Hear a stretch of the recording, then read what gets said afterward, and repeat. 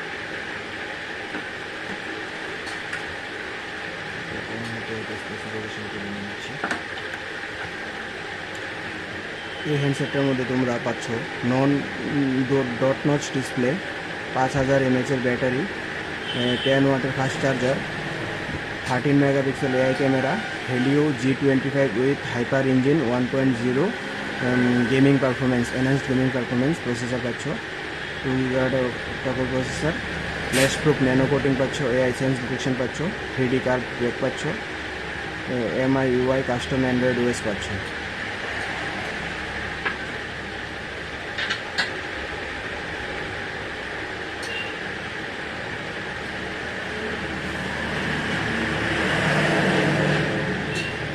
चलो, thank you.